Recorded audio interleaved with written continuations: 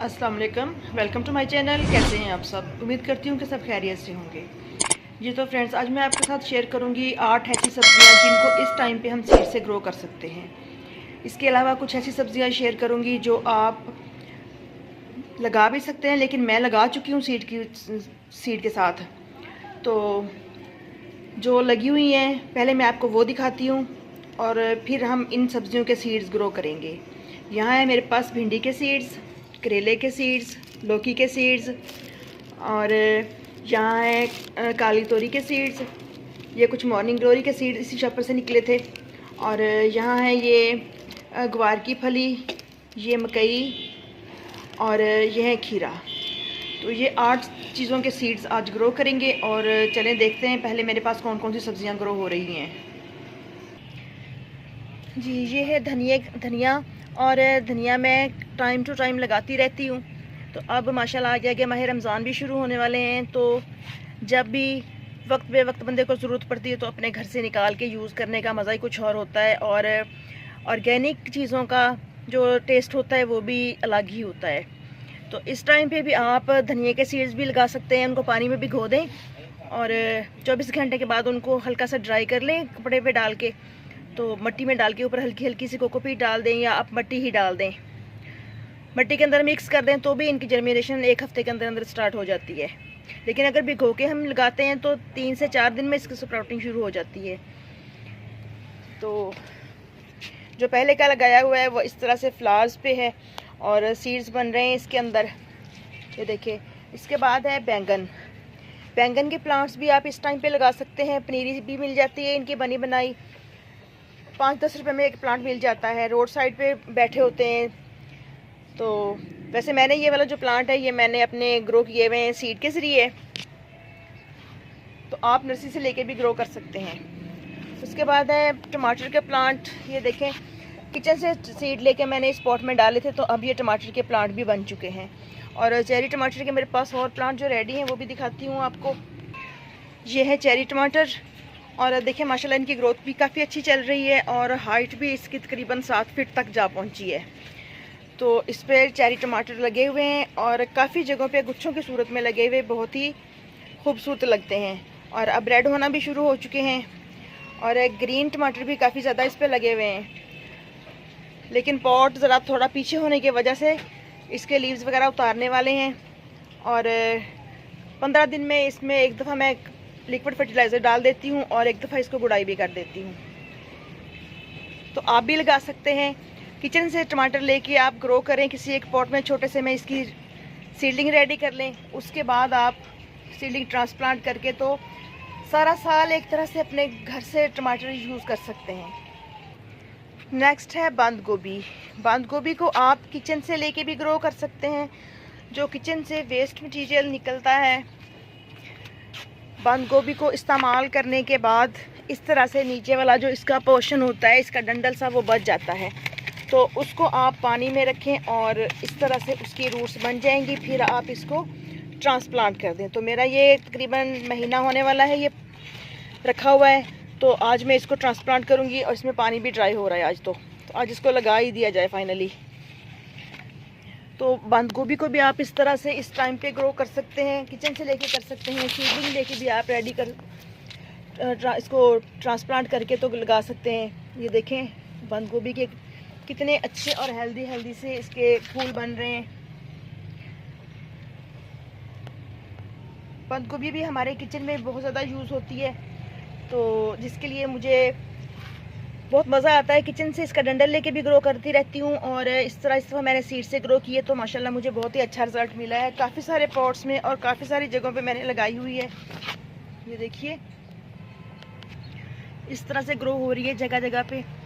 और पालक ग्रो कर सकते हैं इस टाइम पे आप। पालक को भी आप सारा साल किसी भी टाइम पे ग्रो कर सकते हैं, जब चाहें लगा लें। इसके अलावा मेथी है, मेथी भी अगर आप चाहें तो इस टाइम पे भी ग्रो कर सकते हैं। इसको भिगो दें बिल्कुल धनिया की तरह से, 24 घंटों के बाद इसको आप किसी लॉन के कपड़े में, मलमल के कपड़े में डाल दें और 24 घंटे मज़ीद रखें। इसमें स्प्राउटिंग स्टार्ट हो जाएगी तो फिर आप इसको मिट्टी के अंदर शिफ्ट कर दें। तो यूँ आपके पास बहुत आसानी के साथ मेथी ग्रो हो जाएगी। और मेथी भी थोड़ी बहुत जो हमें डेली किचन में ज़रूरत होती है सालन में डालने के लिए, वो आप अपने टेरेस से, अपने गार्डन से ही पूरी कर सकते हैं। तो इन चीज़ों को लगाने के लिए ज़रूरी नहीं है कि आपके पास पॉट हो। आप अपने घर से निकलने वाली बहुत सी ऐसी चीज़ें होती हैं, टब हो गए, बॉटल्स हो गई, प्लास्टिक बॉटल्स, उनको कट करके उनके अंदर लगा सकते हैं। सीमेंट के इस तरह के जो बैग्स होते हैं खाली, उनके अंदर लगा सकते हैं और अपने घर की ज़रूरत को काफ़ी हद तक पूरा कर सकते हैं। इसके बाद ये देखिए, ये भी सीमेंट के बैग में ही लगे हुए हैं सरसों के प्लांट्स, और इन पे फ्लावरिंग भी हो रही है। और इस तरह से ये देखिए कितनी अच्छी और कितनी हेल्दी सी इस पे सरसों के जो बीज हैं वो भी रेडी हो रहे हैं। और ये कुछ पॉट्स मैंने बैग्स रेडी करके रखे हुए हैं समर सीज़न की वेजिटेबल्स के सीड लगाने के लिए। और इधर ये लकड़ी की एक मेरे पास पेटी कह लें या इसको बॉक्स कह लें, इसके अंदर भी मैंने कुछ सीड्स लगाए हुए हैं और इसको गुड़ाई वगैरह करके इसको समर सीज़न की वेजिटेबल्स के लिए रेडी किया हुआ है। और साथ के साथ ही मैं अपने जो विंटर के जो सीडलिंग थी वो ट्रांसप्लांट करती गई थी। तो अब माशाल्लाह उन्हीं के अंदर देखें फ्लावर्स भी खिल रहे हैं, साथ ही सब्जियों के प्लांट्स लगे हुए हैं। इस तरह पोलिनेशन का जो अमल होता है वो बहुत अच्छे तरीके से होता है और हमें ज़्यादा से ज़्यादा हार्वेस्टिंग का मौका मिल जाता है। इधर भी इस बैग के अंदर मैंने धनिया लगाया था और इसकी मिट्टी खुश्क हो रही है, पानी देने वाला है आज। इस बॉक्स के अंदर भी कुछ धनिया और मूलियाँ लगी हुई थी और अब इसके अंदर मको के प्लांट्स निकले हुए हैं। इसके अलावा आप लहसुन और प्याज इस टाइम पे भी लगा सकते हैं, किचन से लेके लगा लें और काफ़ी हद तक आपकी जो इनकी पत्तियां वगैरह हासिल करने की ज़रूरत होगी वो किचन से पूरी होती रहेगी। और इनको भी हर हफ्ते गुड़ाई करके इनके अंदर लिक्विड फर्टिलाइज़र डालती रहती हूँ। तो माशाल्लाह बहुत ही अच्छे तरीके से इनकी भी ग्रोथ चल रही है। ये देखिए, इस वाले क्रेट के अंदर मैंने बीटरूट लगाए हुए हैं। बीटरूट भी कुछ हार्वेस्ट भी कर चुकी हूँ जहाँ से जगह जगह खाली नज़र आ रही है। और इसके अंदर भी मैं इस तरह ये देखें टी लीव्स वगैरह डालती रहती हूँ डेली के डेली और गुड़ाई कर देती हूँ। और बहुत ज़्यादा पानी की भी ज़रूरत नहीं होती जब हम प्लास्टिक पॉट्स में या बोरियों के अंदर कुछ लगाते हैं, बस जब मिट्टी सूखे तो पानी डाल दें आप। इसके बाद है पुदीना। पुदीना भी ग्रो करना बहुत ज़्यादा आसान है, बिल्कुल भी मुश्किल नहीं होता। अगर आप कटिंग के ज़रिए इसको ग्रो करना चाहें तो छोटी सी कटिंग लेके आप अच्छी सी पोरस सी सॉइल बना के तो उसके अंदर ग्रो कर दें, तो आप देखेंगे कि आपके पास चंद ही दिनों में बहुत ही अच्छे तरीके से बहुत सा मिंट हार्वेस्ट करने के काबिल हो जाता है। तो इस तरह से मैं छोटे छोटे से पॉट्स के अंदर लगाती रहती हूँ कटिंग काट के, और फिर जब ये इस तरह से ग्रोथ कर जाते हैं तो फिर मैं इनको इस तरह से बड़े प्लांट पॉट्स के अंदर शिफ्ट कर देती हूँ। तो इस तरह मेरे पास घर का ही पुदीना यूज़ होता रहता है। पहले एक पॉट का कट कर लिया, उसके बाद दूसरे का, फिर तीसरे का, जब तक जो पहला पॉट होता है वो रेडी हो चुका होता है। तो इस तरह पुदीने को कटिंग से ग्रो करना बहुत ही आसान है, क्योंकि ये मिट्टी में नीचे नीचे फैलता रहता है। इसलिए कोशिश ये करें कि इसके लिए अच्छी पोरस सॉइल रेडी करें जिसमें ये अपनी रूट्स और अपनी जो ब्रांचेस मिट्टी के अंदर फैलाता है अच्छे तरीके से डेवलप कर सके और आपको ज़्यादा से ज़्यादा हार्वेस्टिंग मिल सके। तो यहाँ मैं ग्रो कर रही हूँ चिली के सीड्स। चिली के सीड्स भी आप किचन से लेके ग्रो कर सकते हैं। जो लाल हुई चिल्ली होती हैं उनको आप किचन से ले आएँ और इस तरह से ला के तो मिट्टी के अंदर मिक्स कर दें। तो और इनके जो बेबी प्लांट्स होते हैं वो नर्सरी से या आपको रोड साइड पे पनीरी वाले जो बैठे होते हैं उनसे भी मिल सकते हैं। तो इस तरह से आपकी ये चिल्ली की जो सीडलिंग है वो हो गई।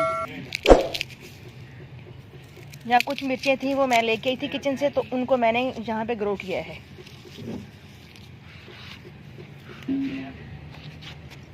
इसके बाद हम यहाँ पे ग्रो करेंगे, ये देखें ये भिंडी के सीड्स हैं। अगर आप चाहें तो इनको रात को भिगो कर भी रख सकते हैं ताकि इनकी जर्मिनेशन जल्दी स्टार्ट हो जाए। तो इस तरह से मैं इनको ये तकरीबन 6-6 इंच के गैप पे लगाती जा रही हूँ।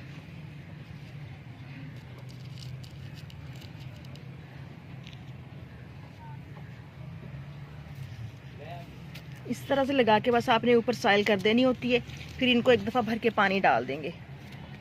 इसके बाद मैं ग्रो करूँगी करेले के सीड्स। तो ये एक बोरी में मैं करेले के 3-3 सीड लगा दूँगी, बल्कि 4-4। अगर कोई एक आध ग्रो ना भी हुआ तो भी कोई परेशानी की बात नहीं है। 3 प्लांट भी उग गए तो काफ़ी हैं, 2 उग गए तो भी काफ़ी हैं। तो इस तरह से आप किसी भी चीज़ के अंदर अपनी गार्डनिंग को करके तो अपनी गार्डनिंग का शौक़ पूरा कर सकते हैं और अपने किचन की ज़रूरत को भी पूरा कर सकते हैं। ये है कद्दू के सीड्स।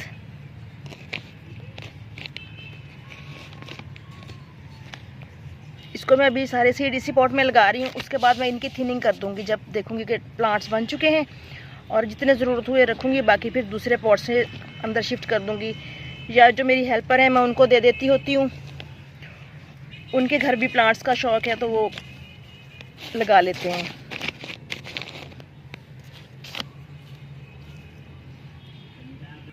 इसके बाद ये काली तोरी है, इनको ग्रो करूँगी।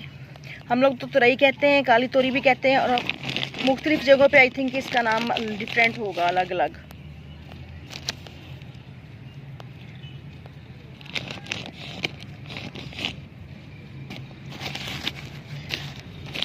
अगर गार्डनिंग का शौक़ है तो आपकी राह में कोई भी चीज़ रुकावट नहीं बन सकती। आप हर हाल में गार्डनिंग कर सकते हैं। करीबी दुकान से ये सीड्स मिल जाते हैं। इधर भी ये टमाटर के प्लांट्स हैं जो मैंने किचन से लेके ग्रो किए थे सीड्स, तो उनको मैंने 2 दिन पहले ट्रांसप्लांट किया है। ये देखें माशाल्लाह इसकी भी ग्रोथ कितनी अच्छी शुरू हो चुकी है।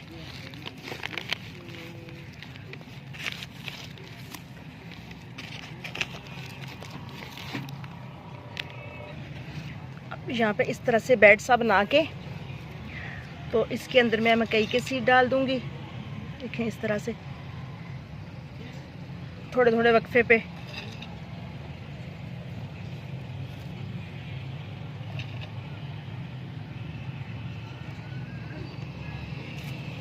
और इसके ऊपर इस तरह से मट्टी कर देंगे।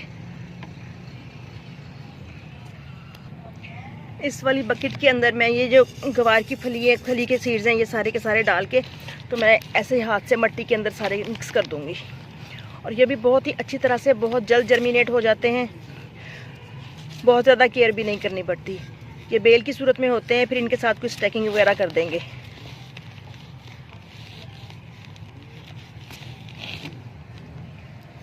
तो इस तरह से आप हर मौसम में अपने घर में, अपनी बालकोनी में, अपने गार्डन में या टेरेस पे कुछ ना कुछ सब्जियां लगा के तो अपने शौक़ को भी पूरा कर सकते हैं और अपने घर की ज़रूरत को भी पूरा कर सकते हैं। तो इजाज़त दीजिए, इंशाल्लाह फिर मिलते हैं किसी नेक्स्ट वीडियो में किसी और टॉपिक के साथ। अल्लाह हाफिज़, हैप्पी गार्डनिंग। तो वीडियो आपको कहीं से भी अच्छा लगा हो, कहीं से हेल्पफुल फील हो रहा हो आपको, तो चैनल को सब्सक्राइब जरूर कीजिएगा, साथ में बेल आइकन प्रेस कर लीजिएगा ताकि जो भी वीडियो नया आए उसका नोटिफिकेशन आप तक पहुंच सके।